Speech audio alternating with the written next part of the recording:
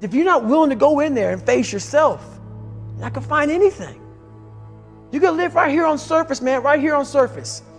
So if there is an ending to this world and there is somewhere to go and there's a judgment, you're gonna get there and you might see a chart. And that chart may tell you who the fuck you should have been. And now you get the rest of your life to think about that. Man, I could have lived a much better life if I just would have just suffered a little bit more. If I just would have went in that and realized I had so much more. But fear and the 40% and living here versus living here, being afraid, stop me. Your biggest enemy, the most important conversation you will ever have in your life is the one you have with yourself. You wake up with it, you walk around with it, you go to bed with it. Eventually, you're going to act on it, whether you're good or bad. You have to. That's why the whole thing about this book I have, it's about you. It is about you. It's strictly about you finding who you are. So many people die, live 100 years, never fucking know who they are. Never know who they are. You have to look in that mirror and know there's so much more in here, man. Because I can literally right now be a 300-pound guy spraying for cockroaches still to this day. If I did not look in that mirror and say, there has to be more to this. This can't be it. And then willing to go into it, dive deep into it, and give all I have to find it. So that's what all that's about. Let's say there's 10 people in this room and we're all mediocre. But I'm the best of the mediocre people. I now think I'm great. I'm great. We surround ourselves around people that make us feel great. They tell us what we want to hear. The second we put ourselves amongst the uncommon people, we don't like that feeling, that challenging feeling of that person who's waking up at 3:30 in the morning and say, hey, push your shit on, we're going for a run. We don't like that challenge. We like that person who says, hey, you know what, man, I don't feel good today, man. And they say, oh, it's okay, brother. We'll take a day off, man. We'll get a pizza and watch the game. We like that. We love that feeling. Why? Because you understand, man, we're good, bro. We don't want that motherfuckers like this. Hey, man, no, bro. Get your fucking shit on, man. Stop being a punk. We don't want that in our lives. We don't want that person who's constantly challenging our weaknesses. We want that person who's constantly, making us feel nice and good and secure in ours. That's the mediocrity of life. We want to be the best amongst the average people. People wonder, how do you stay hungry all the time? Because after I accomplish something, I don't sit back like a lot of guys who graduate buds, graduate this, graduate that. They get comfortable. They wonder why I'm getting weak, man. I don't know, I lost my edge. What's going on? Because once you hit the top of the fucking mountain, guess what happened? I'm good. I'm good, so you wonder why you're falling down now.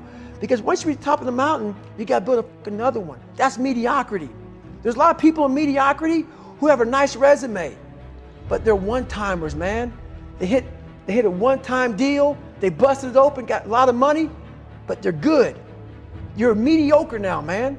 What are you fucking doing today, tomorrow, the next fucking day? That's why I don't listen to theorists. I don't listen to all that bullshit. I listen to a motherfucker who's like this, man. What's wrong, man? I'm fucking tired, dude. Why are you tired? Because tomorrow, I gotta do the fucking shit again, man. Whatever the shit is that made me fucking nauseous and sick to my stomach, it made me hurt. There's no ending. And that's the person I listen to. That's the person who's gained knowledge. You gain knowledge through suffering. And on the other end of suffering is a world that very few have ever seen. It's a beautiful world because that's where you find yourself. You don't find yourself in over here. You find yourself on the other end. Like the 100-mile race I was on, I ran it for 24 hours. I found myself on the other end of that race.